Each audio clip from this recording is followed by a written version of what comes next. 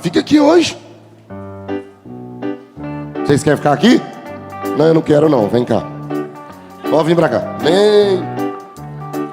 Andar vocês, despachar vocês pra lá logo. Por isso vocês gritam as crianças, vocês vão dar aula, né? Meu Deus, já é 8h40. A igreja de hoje vou fazer só a introdução.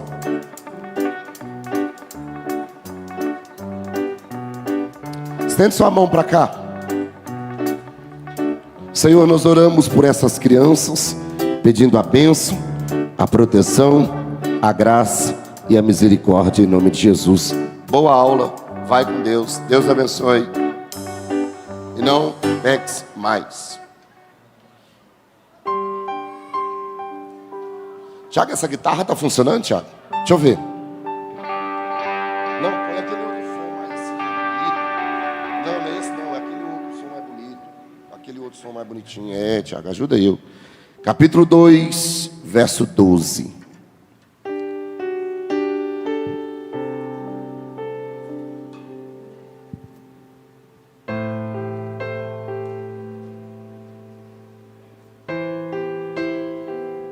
Ao anjo da igreja em Pérgamo, escreva: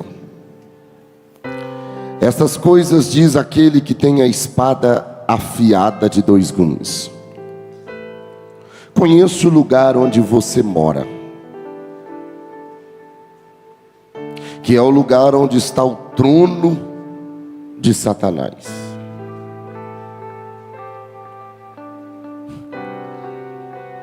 Sei que você conserva o meu nome e não negou a fé que tem em mim, mesmo no dia de Antipas, minha testemunha, meu fiel, que foi morto na cidade de vocês, aí onde Satanás habita. Tenho, porém, contra você algumas coisas. Estão aí em seu meio os que sustentam a doutrina de Balaão, o qual ensinava a Balaque a armar ciladas diante dos filhos de Israel, para que comessem coisas sacrificadas aos ídolos e praticassem a prostituição. Além disso, estão também aí em seu meio os que seguem a doutrina dos nicolaítas. Portanto, arrependam-se, senão irei até aí, sem demora, e lutarei contra eles com a espada da minha boca. Quem tem ouvidos, ouça o que o Espírito diz às igrejas. Ao vencedor darei o maná escondido. Também lhe darei uma pedrinha branca, e sobre essa pedrinha um novo nome escrito, o qual ninguém conhece, exceto aquele que o recebe. Levante a sua mão direita se você pode. Levante a esquerda se você tem condições também. Te agradecemos por este momento, Deus, por até aqui o Senhor estar conosco, por até aqui o Senhor nos proporcionar um dia tão abençoado. Em meio a tantas coisas que aconteceu, o Senhor nos trouxe à tua casa. Em meio a tantas adversidades que passamos no dia, mas nada disso impediu a gente de vir ao teu culto para oferecer algo para o Senhor. Fala conosco, Senhor, não aquilo que queremos, mas aquilo que precisamos. Tem gente aqui essa noite que precisa ouvir essa palavra. Tem gente aqui essa noite que precisa sair daqui diferente. E não sou eu quem vou mudar, mas é a tua palavra que muda. É a tua palavra que fala conosco, em nome de Jesus. Pega na mão de alguém do seu lado e pergunta para ele, pergunta para ela: está preparado para hoje? Não, pergunta mais forte: está preparado para hoje?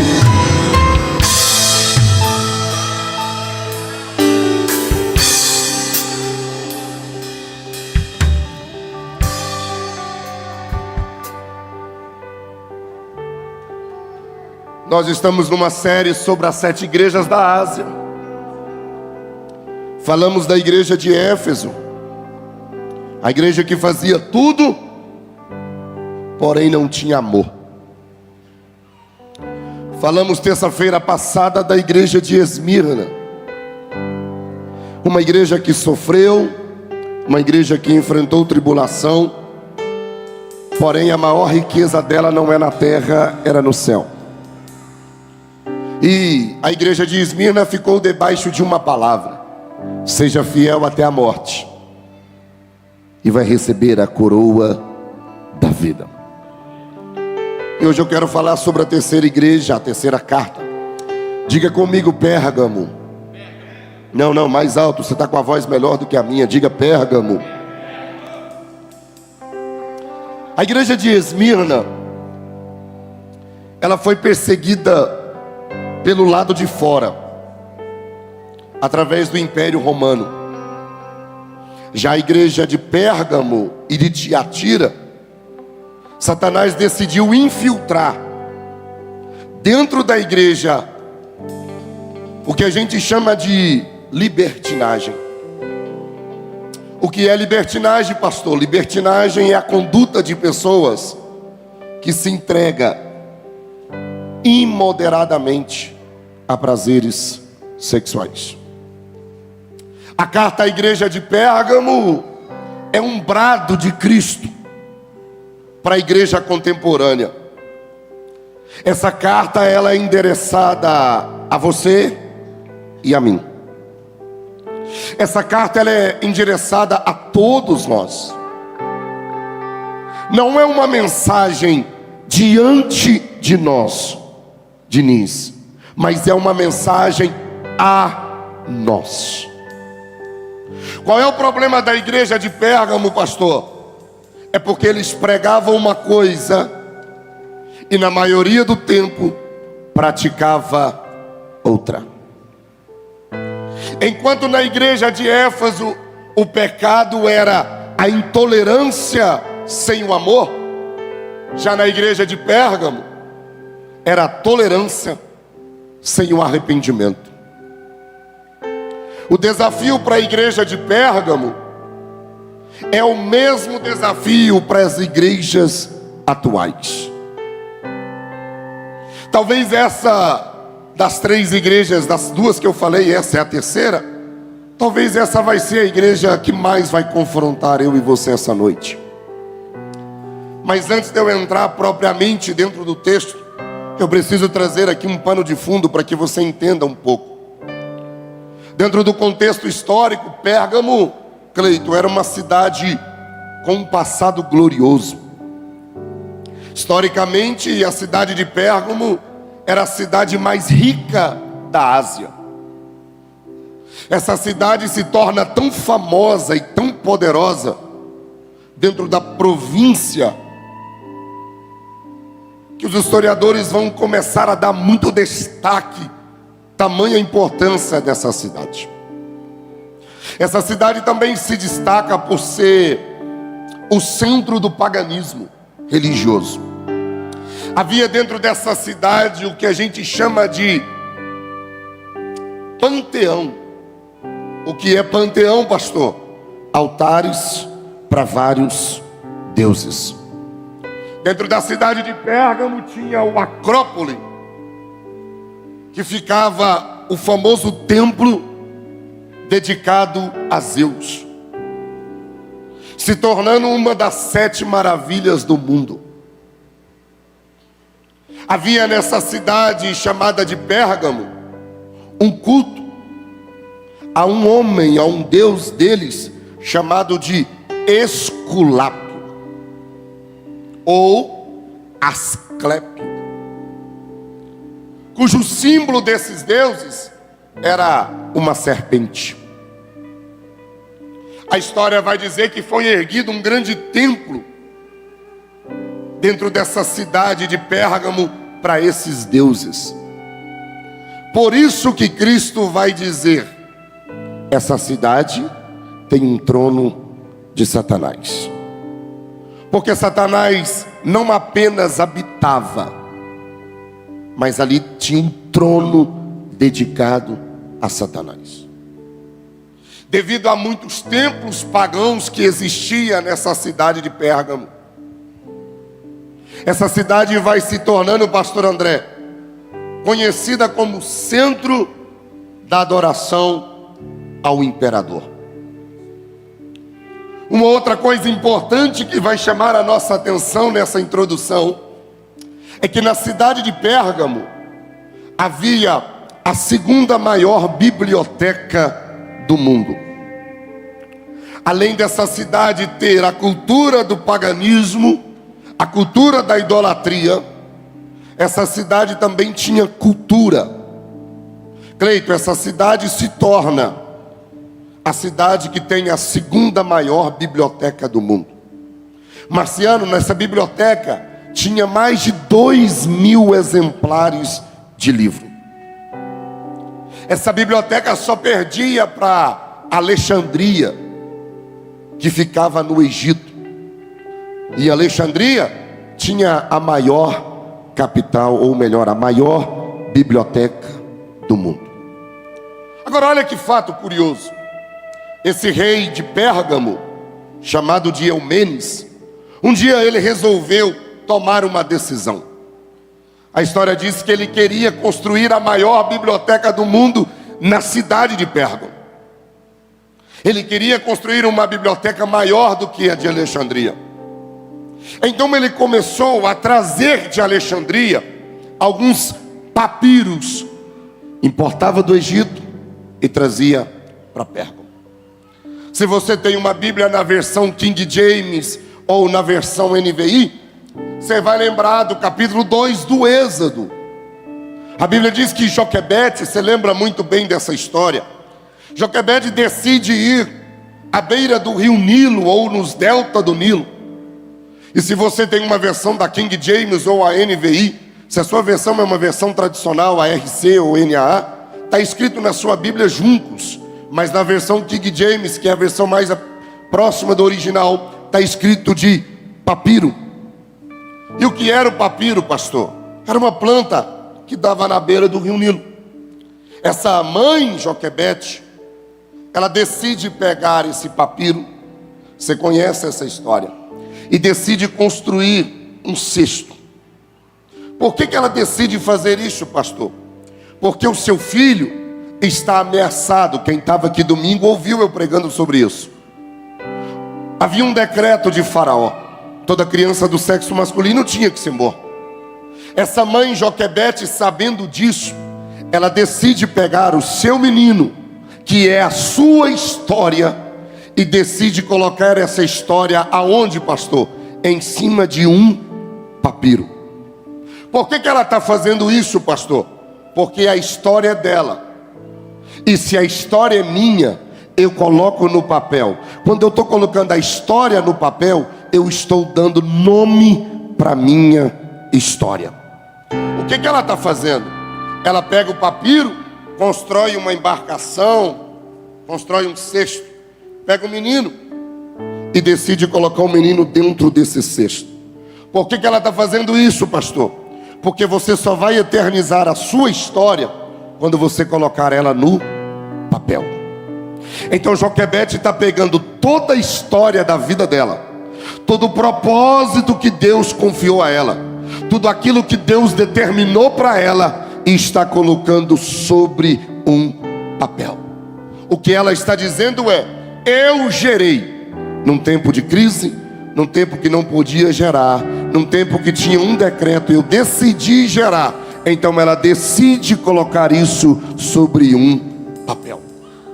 Só que, enquanto o rei de Pérgamo está tentando trazer papiro, que é papel, a história vai dizer que o rei do Egito, sabendo dos planos da cidade de Pérgamo, decide bloquear, Jonathan, decide impedir, impossibilitar o translado de papiro saindo do Egito e ir para Pérgamo. Esse papiro, ele era importante para o Egito. Só que aí, isso aqui mexeu muito comigo, pastor André.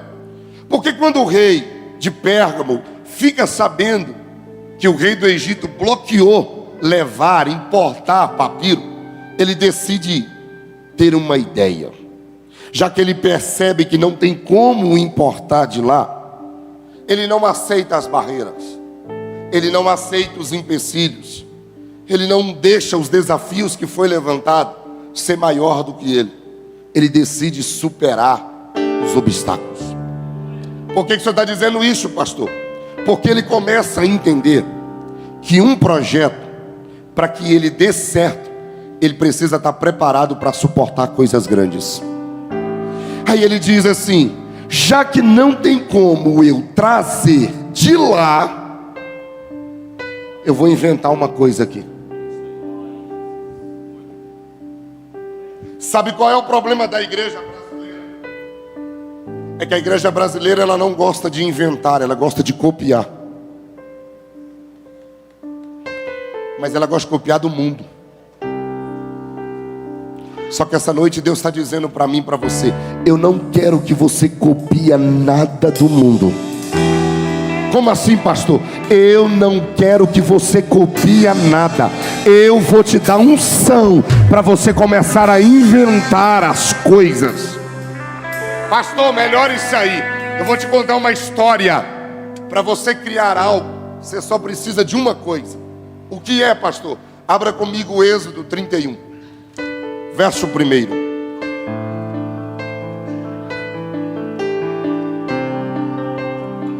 Se você entender o que você precisa para você criar, você vai começar a entender o que Deus vai fazer com você a partir de hoje.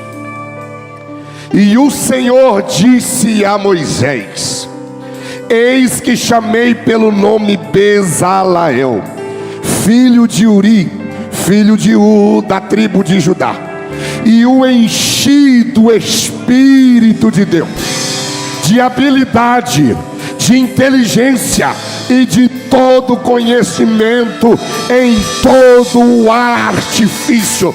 Pastor, o que o senhor está dizendo?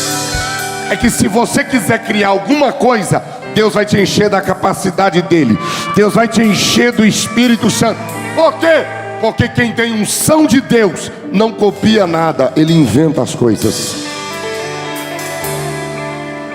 O que o rei de Pérgamo vai fazer? Ele disse: eu vou criar alguma coisa, e eu vou criar uma coisa mais duradoura ainda. Eu vou criar algo que dura mais tempo do que esses papiros. Aí ele tem uma ideia. Tudo bem aí, meu filho? Tá passando mal? Então toca, meu filho. Toca esse instrumento, meu filho. Toca.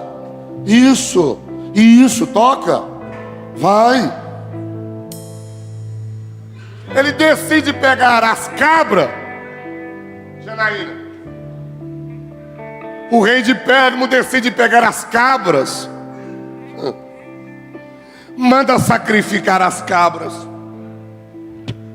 arranca o couro das cabras. E naquele dia nasce uma invenção dele, que durou até o século XV. O que eles inventaram, pastor? Os pergaminhos, que vem do nome Pérgamo. Agora olha que interessante essa informação. Enquanto o papiro durava 30 anos, os pergaminhos duravam 150 anos. Pastor, o que o senhor está querendo dizer isso? Eu vou liberar uma palavra para você essa noite. Você está preparado para receber o que Deus está dizendo?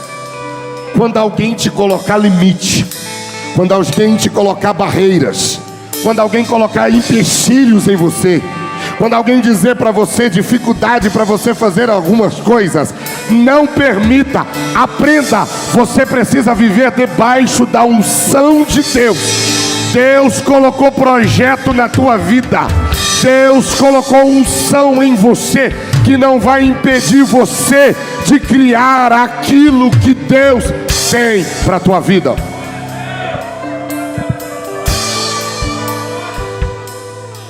A cidade de Pérgamo se torna cada vez mais forte. Havia tantos problemas nessa cidade que precisava ser resolvido. Aí é nesse ambiente de idolatria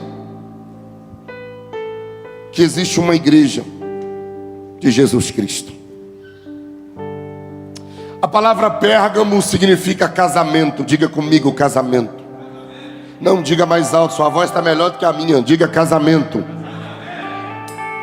Esse é o relacionamento de Deus com a igreja.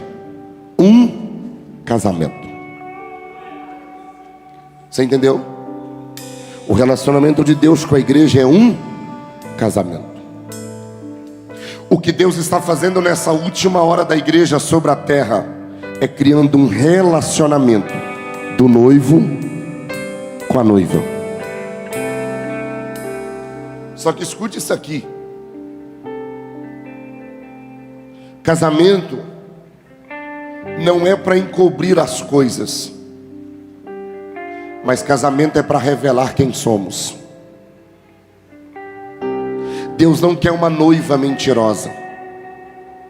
Deus não quer uma noiva que se fantasia. Deus quer uma noiva que viva a verdade. Aí olha o verso 2. Aí ele começa dizendo, verso 12: ao anjo da igreja de Pérgamo, escreva estas coisas, diz aquele que tem a espada afiada de dois. E ele já começa batendo. Abre comigo Hebreus. Leia aí, Janaína. Hebreus 4 e 12. Hebreus capítulo 4, verso 12. Por que ele vai falar de espada de dois gumes? Vamos ver o que o autor de Hebreus capítulo 4 vai falar. Leia aí. Porque a palavra de Deus é viva e eficaz, e mais cortante do que qualquer espada de dois gumes, e penetra até o ponto de dividir a alma e espírito, juntas e medulas, e é apta para julgar os pensamentos e propósitos do coração. Lê de novo, porque eu sei que tem gente aqui essa noite que precisa entender isso aqui. Lê, vai. Porque a palavra de Deus é viva. É o quê? É viva e eficaz. Vai. E mais cortante do que qualquer espada de dois gumes, e penetra até o ponto de dividir alma e espírito, juntas e medulas, e é apta para julgar os pensamentos e propósitos do coração. Essa espada aqui é quem? É Cristo, que está dizendo para a igreja de Pérgamo: tem que separar a igreja do mundo.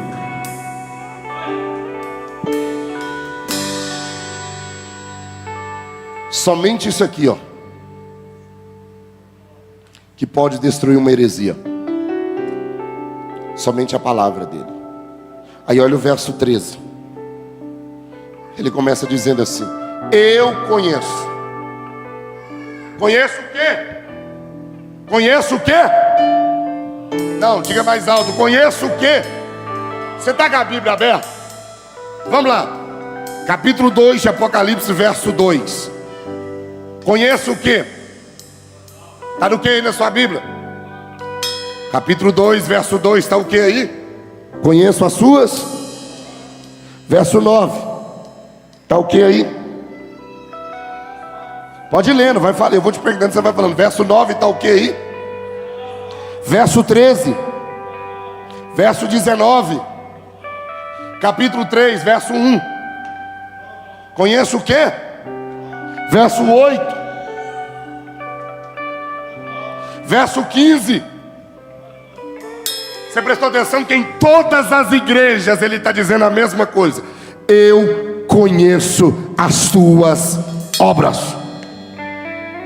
Pastor, olha o que Cristo está dizendo para cada igreja: eu sei que tipo de crente que você é. Eu conheço você não só dentro da igreja, mas eu conheço você lá fora. Eu sei tudo de você. Não adianta você pensar que você está escondido, não. Eu conheço você. Não adianta você pensar que alguma coisa vai ficar oculta.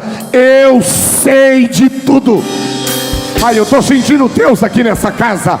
Deus está dizendo: eu sei o teu coração. Eu conheço as tuas obras. Eu sei o que você pensa, eu sei o que você fala. Pode a igreja ser tradicional, pode ser igreja pentecostal, pode ser igreja moderna, pode ser igreja de qualquer jeito. Ele está dizendo: eu sei quem você é. Diga para alguém aí do seu lado: Deus conhece você.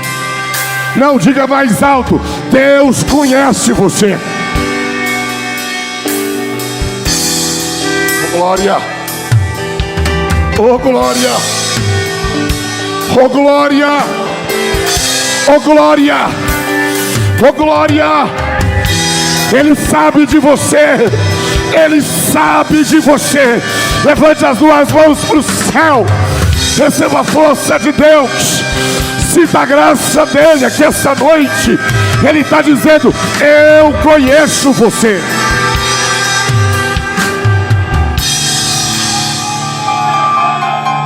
Oh glória.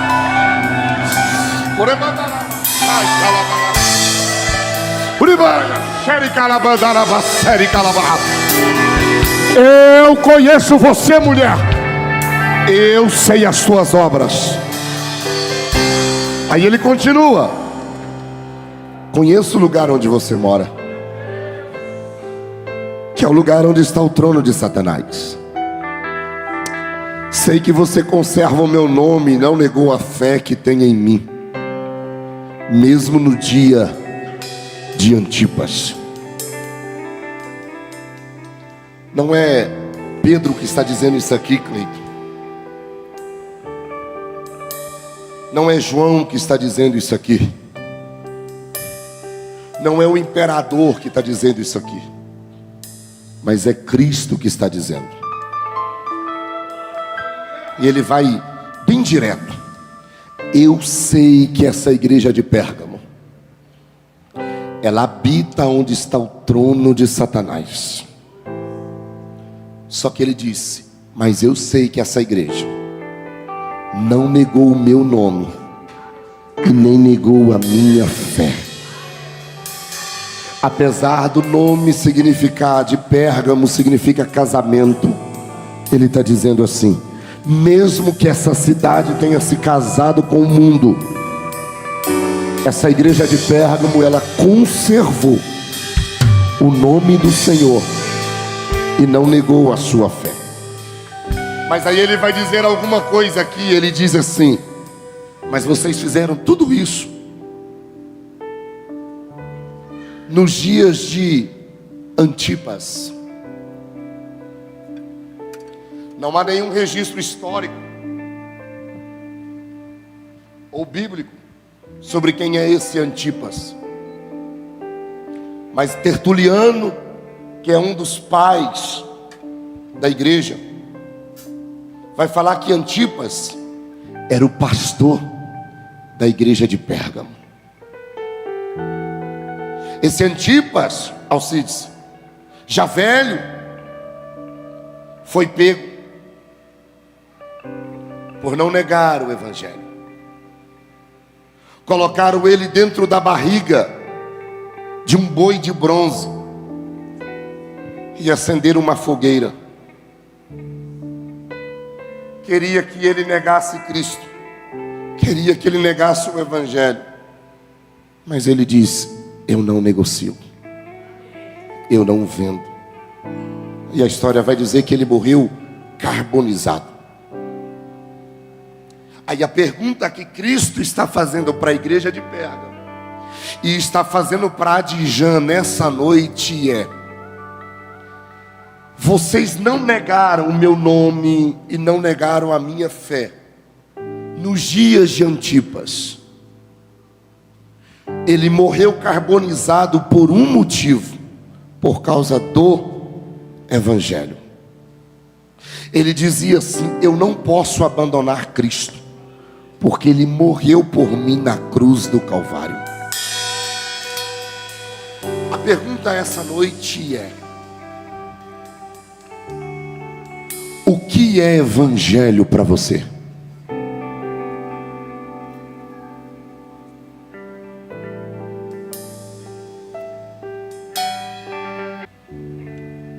Evangelho não é só cumprir os protocolos.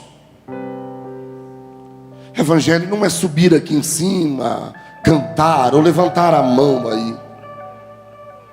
Jesus disse assim: e ser-me-eis testemunhas. Doutor Tarcísio, a palavra testemunha aqui não é a ideia na área jurídica que a gente usa, vocês usam na área jurídica, a testemunha que vai apresentar ali uma situação. Não. Quando Cristo diz assim: e vocês ser-me-eis testemunhas, o que Ele está dizendo é: como cristão, você está disposto a morrer pelo Evangelho?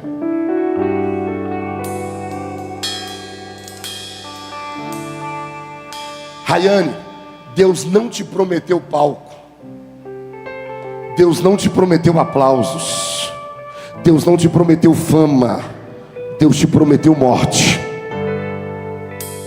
Paulo disse assim: Evangelho não é buquê de flores, Evangelho não é buquê de rosas, mas Evangelho é quando eu estou disposto a morrer pela causa. Aí ele disse assim: se alguém quiser vir após mim, o que ele disse? Negue. Evangelho é eu abrir mão dos meus desejos pessoais. Aí ele está dizendo: se você quer ser como Antipas, se você quiser ser vencedor, sua maneira de viver, ela tem que ir na contramão do mundo aí fora. Pastor, vai apertar um pouco, porque não tem como eu viver de elogios o tempo todo. Não tem como eu me dar bem com todo mundo a hora toda, o dia todo, o tempo todo, não. Tem hora que eu tenho que aprender a falar não para algumas coisas. Para eu ser vencedor na igreja de Pérgamo, tem alguns ambientes que eu não posso frequentar mais.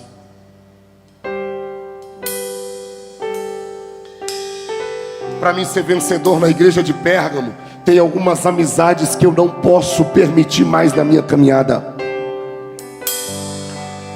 Porque se eu continuar do jeito que eu estou levando, sendo simpático com todo mundo, eu vou terminar desagradando a Deus. Mas se eu quero agradar a Deus e ser vencedor, eu preciso abrir mão de algumas coisas.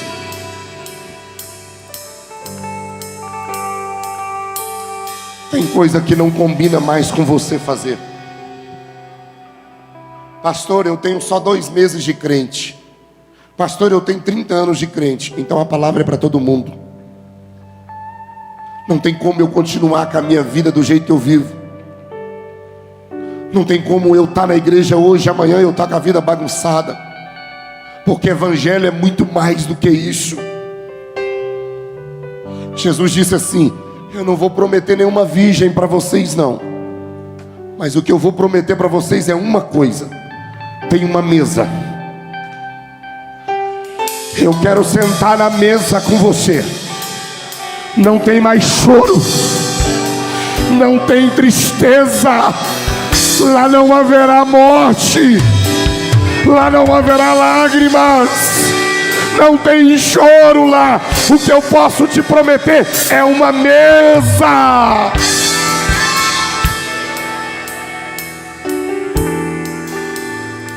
Depois você vai ler com calma na sua casa, Juízes capítulo 17. Você lê com calma, mas vai contar a história de uma mulher, ou de um rapaz, perdão, Mica. Ele é levita na casa de Deus. Só que um dia ele saiu de casa, irmã Shirley. E o texto diz que ele saiu em busca de comodidade.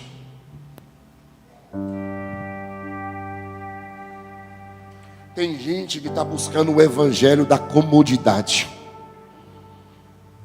o evangelho da praticidade. Só que essa noite, Cristo está dizendo para mim e para você: queira o evangelho que te confronta, queira o evangelho que vai gerar mudança em você. Tem gente que está dizendo assim: pastor, eu não quero ser confrontado pelo meu pecado. E Deus está dizendo: eu vou confrontar, porque eu quero te ver aqui no céu, eu quero te encontrar aqui no céu. Então você vai entendendo o que Ele está dizendo. Se você não quer ter mudança, se você não quer ser confrontado, se você não quer viver nenhuma mudança na sua vida, não precisa ser crente. Mas se quer ser crente para ir para o céu, tem que ser confrontado, tem que ter mudança, tem que ser diferente. Eu não posso ser como Mica, porque Mica só queria comodidade. Eu preciso ser como Sadraque, Mesaque e Abidnego. Por quê, pastor? Porque Nabucodonosor mandou levantar uma estátua e disse: quando os instrumentos tocar, todo mundo tem que se prostrar. Aí o texto diz que quando os instrumentos tocam, eles não se prostram. Alguém dá eles para Nabucodonosor. Nabucodonosor chama eles e diz: vou dar mais uma chance para vocês. Quando os instrumentos tocar, se vocês não se encurvar, se vocês não se prostrar, eu vou mandar aquecer essa fornalha e vou jogar vocês lá. Aí olha, abre, coloca para mim aí, por favor, Daniel capítulo 3, verso 16. Olha o que esses rapazes vão responder para Nabucodonosor. Daniel capítulo 3, verso 16. Ele está dizendo assim: muda. Aí ele disse: Sadraque, Mesaque e Abidnego respondeu: ó Nabucodonosor, quanto a isso não precisamos nem responder. Por quê? 17. Se o nosso Deus, a quem nós servimos, quiser livrar, Ele vai livrar do fogo. Mas nós não vamos temer a você. Sabe o que esses rapazes estão dizendo para Nabucodonosor? Se Deus quiser nos livrar da fornalha, Ele livra, mas eu não nego Ele. Mas se Ele não quiser me livrar da fornalha, Ele entra comigo dentro da fornalha, mas eu não nego Ele. Eu não nego Ele.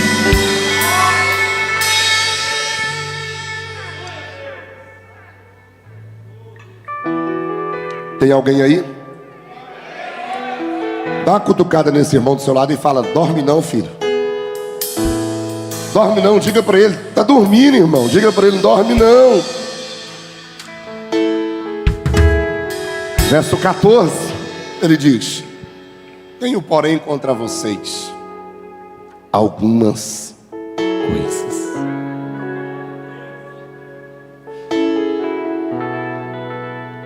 Se você achou que já foi doído, se você achou que já doeu, olha o que ele começa dizendo: Pérgamo, sim, tenho porém contra vocês algumas coisas. Escute isso aqui. Põe o microfone, André. André, põe o microfone aí. Cuidado com o estilo de vida duplo, um na igreja e um lá fora. Cuidado com aquelas pessoas que chegam para você e dizem assim: negócios são negócios, igreja à parte. Cuidado. Cuidado com aqueles cuja vida espiritual é apenas um lazer de final de semana. Só um hobby. Estou fazendo nada, não vou lá na igreja. Ah, não tem nada para fazer, eu vou lá hoje, terça-feira tem janta, aí eu vou lá. Eu estou pregando para alguém aqui essa noite. Se você tem tido esse tipo de comportamento, Ele está dizendo para você: quem tem ouvidos ouça o que o Espírito diz às igrejas. Está na hora de você começar a ter um encontro com Deus. Está na hora de parar de brincar com o Evangelho. Está na hora de parar de brincar de ser crente. Está na hora de você pegar esse livro aqui e dizer: eu vou ser. Eu vou ser. vou viver tudo aquilo que a Bíblia está dizendo para eu viver. Por que o senhor está dizendo isso, pastor? Porque a palavra de Deus, ela não pode estar só em algumas áreas da sua vida. Quem é casado aqui, levanta a mão. Quem é casado, segura a mão lá em cima assim. Uai, desse lado de cá não tem ninguém casado. Ah, tem 3. Meu Deus, tá de gente solteira aqui nessa igreja, Jesus. Eu não dou conta não. Não dou conta de orar para vocês casar não. Nem. Você que é casado, a palavra de Deus precisa fazer parte do seu casamento. Quem é pai aqui? Quem é pai, quem é mãe aqui? A palavra de Deus precisa fazer parte da criação dos seus filhos. Quem faz negócios aqui? Quem faz negócios aqui? Quem faz negócios? Você faz negócio? A palavra de Deus precisa fazer parte dos seus negócios. Quem trabalha aqui? Quem trabalha? Você trabalha? Você não trabalha não? Você não trabalha. Mas se você trabalha, os adolescentes, vocês não trabalham não, adolescente? Levanta a mão, meus filhos. Vocês trabalham sim. Se você trabalha, você também precisa ter a palavra de Deus. Quem estuda aqui? Quem estuda? Lá na sua escola, na faculdade, também a palavra de Deus precisa fazer parte. Aí ele diz: tenho contra ti algumas coisas. Aí ele vai falar, né? Meu tempo foi embora. Ele diz assim: tem uma doutrina aí chamada de doutrina de Balaão aí no meio de vocês. Quem era Balaão, pastor? Um profeta. Só que um profeta pagão, nascido na Mesopotâmia. Esse profeta vai surgir no meio de um cenário. O povo de Israel saiu do Egito, está caminhando no deserto em direção a Canaã. Aí a história diz que um dia os midianitas tomaram conhecimento que o povo de Israel estava perambulando, andando por ali nas campinas de Moabe. Os midianitas resolveram começar a arquitetar. A história diz que Balaque era rei dos midianitas. Envia mensageiros até Balaão e diz para ele assim: chegou lá com honrarias, com dinheiro. E Balaque mandou dizer para Balaão: eu quero que você profetize. Para quem? Para o povo de Israel. Profetizar o quê? Eu quero que você amaldiçoa esse povo. Abra sua Bíblia comigo. Livro de Números, capítulo 22. Vamos de Bíblia. O verso é o de número 5. Leia aí, Janaína. 22, 5 de Números. Ele enviou mensageiros a Balaão, filho de Beor, a Petor, que está junto ao rio Eufrates, na terra dos filhos do seu povo, para chamá-lo, dizendo: eis que um povo saiu do Egito, cobre a face da terra e está morando perto de mim. Verso 6. 6. Vem agora e, por favor, amaldiçoe este povo, pois eles são mais poderosos do que eu. Talvez assim eu possa atacá-los e expulsá-los da terra, porque sei que a quem você abençoar será abençoado, e a quem você amaldiçoar será amaldiçoado. Você conhece essa história? Quando Balaão sai em direção a esse destino, montado sobre uma mula, a Bíblia diz que Deus envia um anjo, e o anjo tem uma espada. A espada está desembainhada. O propósito de Deus é interceptar Balaão. Só que Balaão não vê o anjo. A mula viu. A mula se desvia por 2 vezes. O profeta fica irritado com a mula, ao ponto que a Bíblia diz que ele espanca, ele bate na mula. Aí o texto diz que eles continuam. A estrada é mais estreita ainda. O anjo se coloca na frente novamente. Não tem como ir para a direita e nem para a esquerda. O anjo apresenta diante da mula. Balaão não enxerga, mas a mula enxerga. Ela agacha, se deita, Aí a história diz que Balaão vai espancar a mula novamente. Aí a Bíblia diz, não é invenção minha, depois você lê o capítulo 22. Aí o texto diz que o anjo abriu a boca da mula. É só crer para acreditar numa coisa dessa. Aí a jumenta olha para o profeta e pergunta assim, por que você me bateu? Aí o profeta, o texto diz, verso de número 31. Põe aí, Genaína, do mesmo capítulo. Capítulo 22, verso 31 de Números. Aí o texto diz que Deus abriu os olhos de Balaão.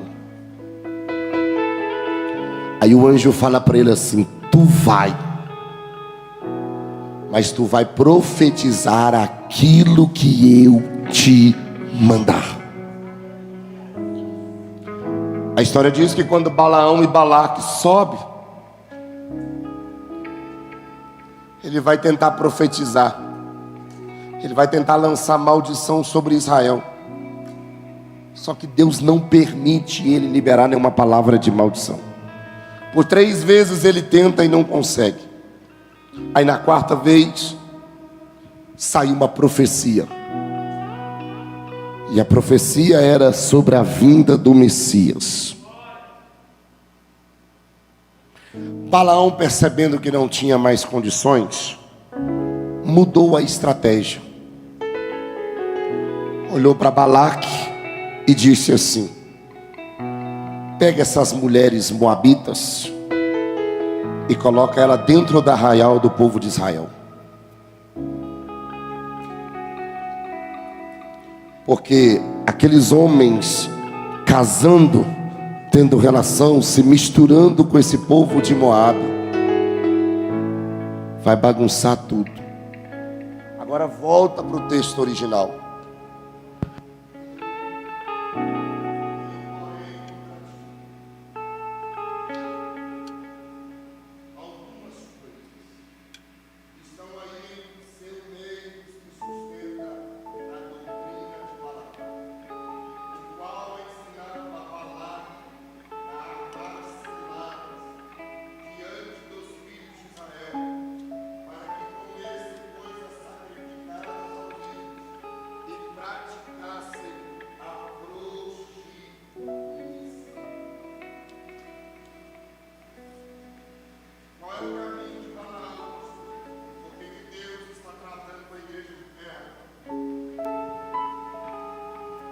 E por que ele vai dizer assim, eu tenho coisas contra ti, doutrina de Balaão? Primeira coisa, fazendo a obra por dinheiro. Balaão se tornou um profeta mercenário. Ele cobrava por suas profecias. Um dia uma irmã chegou em mim, Natália, e disse assim, pastor, eu estou orando para aparecer um doente rico. Aí eu disse, para que, irmão, doente rico? Ela disse, para eu orar para ele, pastor, porque quando ele for curado, ele vai me dar um carro de presente.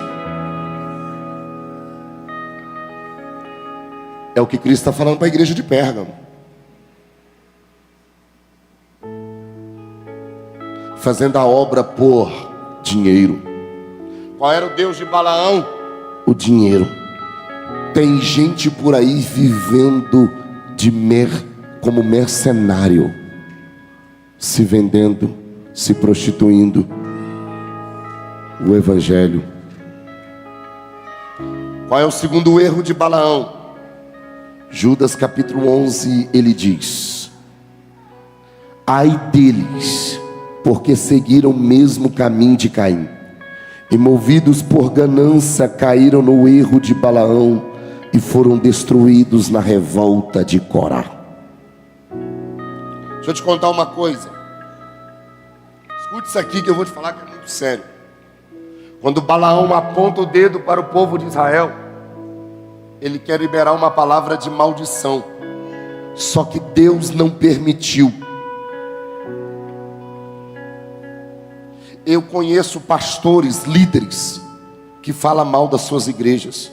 E todo pastor e líder que fala mal da igreja, ele está amaldiçoando a igreja dele. Tem pastores que ele fala tão mal das igrejas, achando que está sendo profético. Só que ele está enganado, ele está vivendo debaixo do engano de Balaão.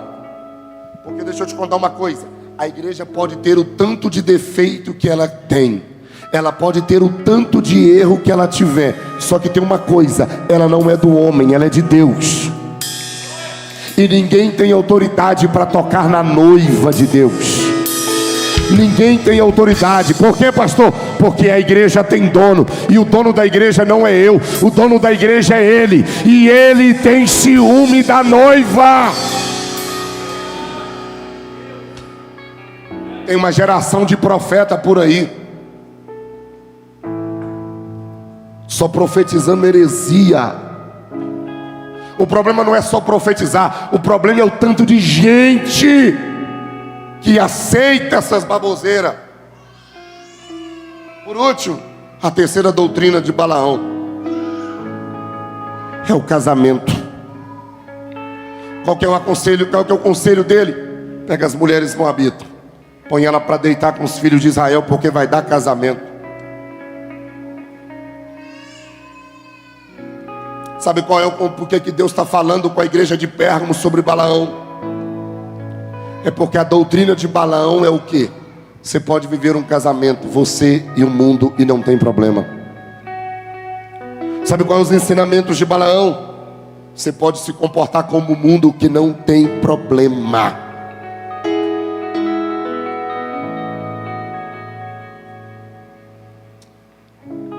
Aí ele encerra dizendo, não vou dar nem para falar dos nicolaítas: arrependa-se, senão irei até aí sem demora e lutarei contra eles. Se eu parar aqui, tá bom, não tá? Tá bom? Tá não, Diniz? Aí o verso 17 ele encerra: quem tem ouvidos, ouça o que o Espírito diz às igrejas. Ao vencedor eu darei o quê? O quê? O maná foi a provisão de Deus para o povo no deserto, sim ou não? Lembre-se sempre que quando o povo pisou na terra prometida, Deus cortou o maná. Só que quando o povo construiu o tabernáculo, dentro do Santo dos Santos, o lugar que só o sumo sacerdote tinha acesso, existia um objeto lá dentro chamado de Arca da Aliança.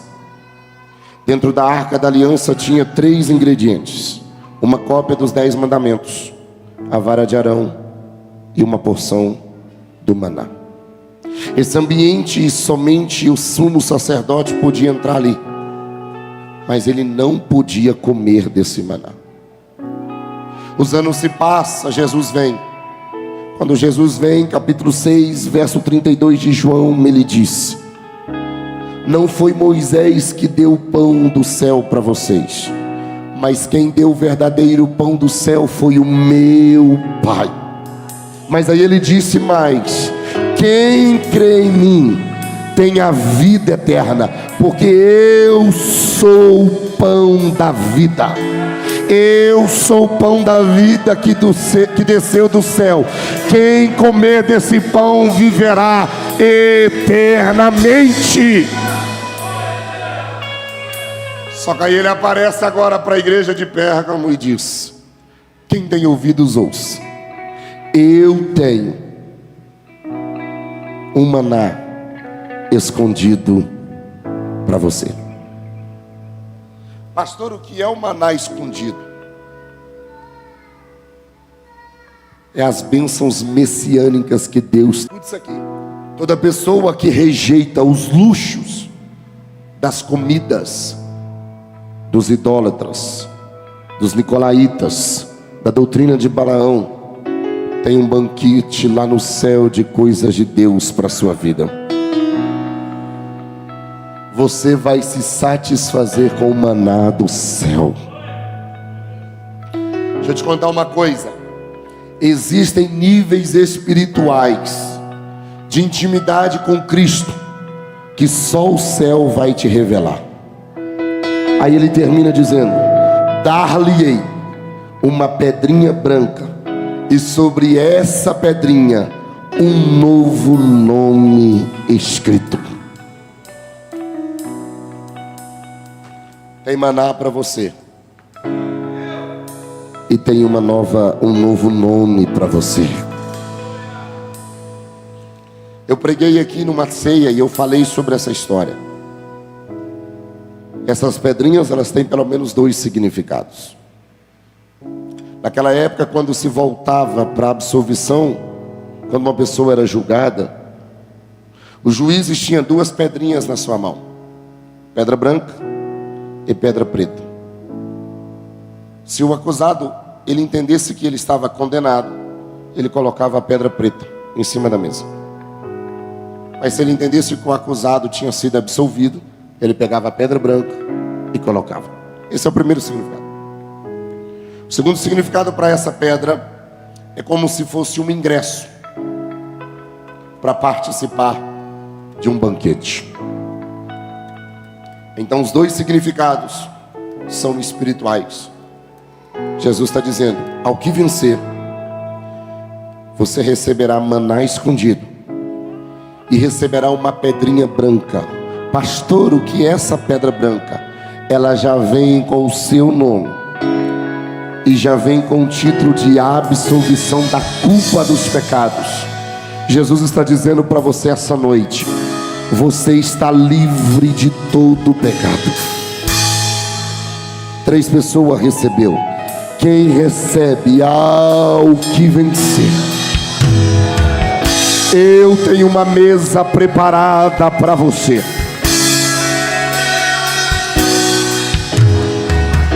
Ao que vencer, tem algo preparado no céu para a tua vida. Fica de pé comigo.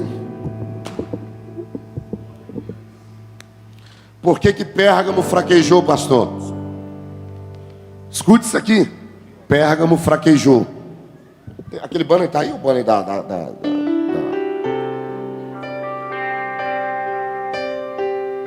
Pérgamo, a igreja que fraquejou. Por que Pérgamo fraquejou, pastor? Porque ela cria em Cristo, mas não se alimentava de Cristo. Então ela vivia uma insatisfação. Não adianta só você crer, você precisa se alimentar do pão vivo que desceu do céu para a tua vida. Há um maná escondido para você, tem alimento do céu para a tua vida. A Bíblia diz que a comida que o povo comia vinha do céu. Essa noite Deus está dizendo: tem comida do céu para você. A segunda coisa que fez a igreja de Pérgamo fraquejar é porque ela cria em Cristo, mas ela não vivia a palavra de Deus. Ela não vivia debaixo da instrução. Esse livro aqui, ele tem capacidade de mudar a sua vida. Se esse livro aqui não mudar você, nada mais muda. Se esse livro não direcionar você, nada mais direciona. Para com essa ideia de deixar a Bíblia aberta no Salmo 91, lá em cima da estante. Para com essa ideia de fazer assim, ó: ai, deixa eu ver se Deus vai falar comigo. Aonde abrir eu vou ler. Aí você lê uma coisa que você não gostou, você fala: não, Deus não falou não, peraí. Para com isso. Se alimente disso aqui, porque isso aqui é alimento para mudar a sua vida. Vou melhorar isso aqui. Isso aqui não é um livro de entretenimento. Isso aqui é alimento para tua alma. Isso aqui é alimento para te sustentar. Por que a igreja de Pérgamo fraquejou, pastor? Primeiro, porque não se alimentava. Segundo, porque não vivia a palavra de Cristo. Terceiro, porque não enxergava as lentes de Cristo. Você precisa começar a ter identidade de crente. Você precisa começar a ter comportamento de crente. Você precisa andar como crente, vestir como crente, falar como crente, cantar como crente.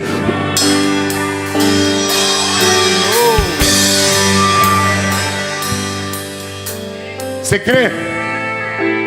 Quantos crê? Quantos crê aqui? Deixa eu ver. Não, segura. Eu vou de novo. Quantos creem aqui? Você vive o que você crê?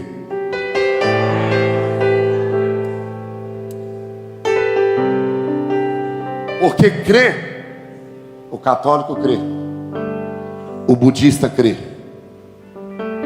o testemunho de Jeová crê. Eu não quero que você creia, eu quero que você viva o Evangelho. E como que eu vou viver o Evangelho? Põe para mim aí, Janaína, Gálatas capítulo 5. Como que eu vou viver tudo isso, pastor? Verso 22, Gálatas 5.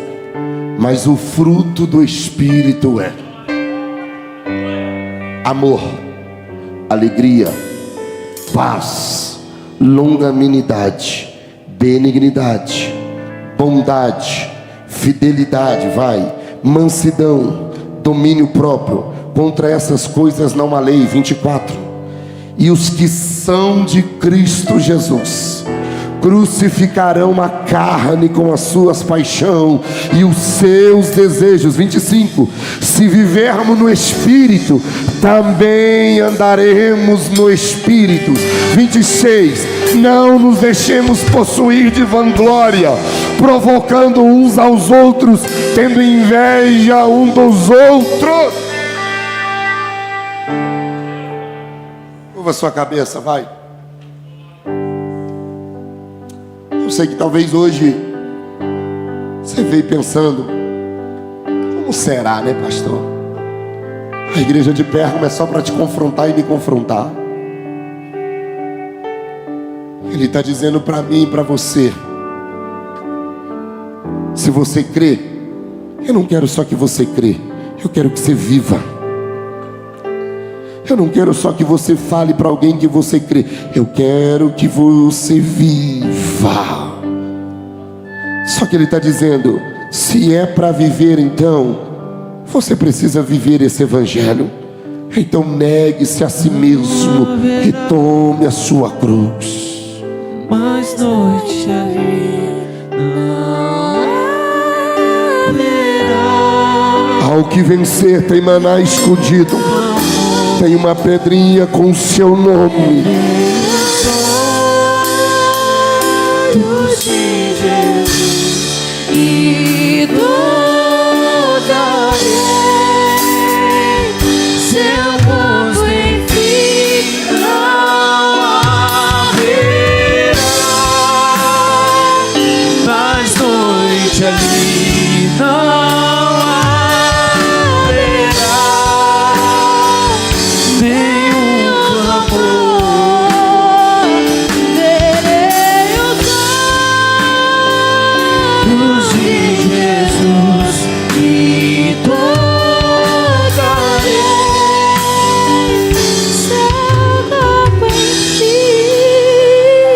Antes de você conhecer a Cristo, você era conhecido de alguma forma.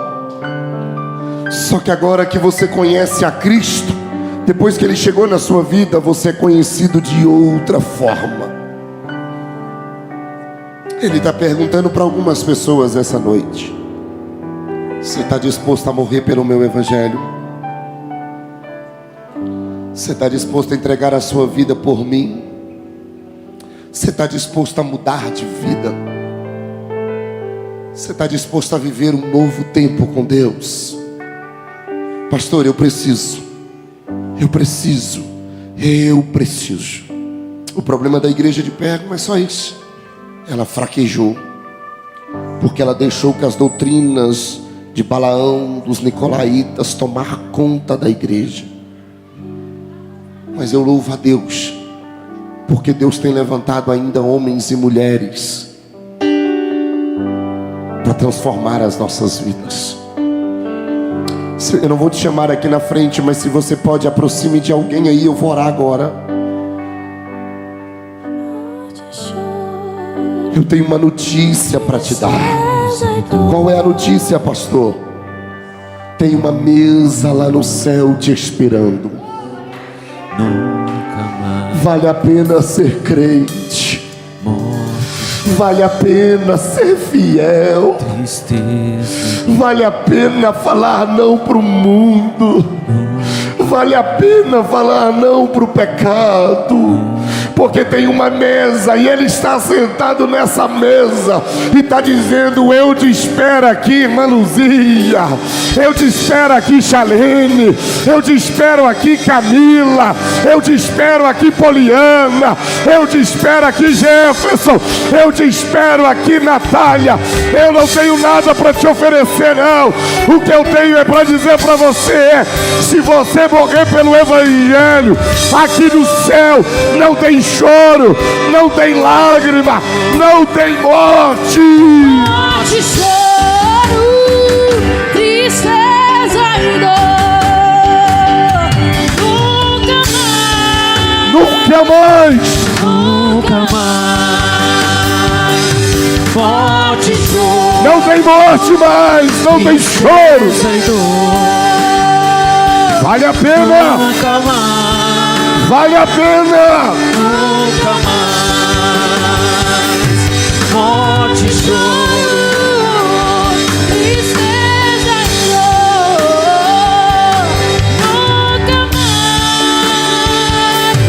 Nunca mais não haverá mais noite além. Não quer? Não haverá. Eu estou aguardando esse dia. Pode ser agora. A trombeta pode tocar agora. E tocarei. Maranata. Que Deus te abençoe. Que Deus te dê força para você continuar. Persevere mais um pouco, mulher. Aguente mais um pouco, homem. Ele está vindo buscar a sua noiva e nós seremos levados ao encontro dele. Vale a pena. Suporte mais um pouco. Deus te abençoe. Vai em paz.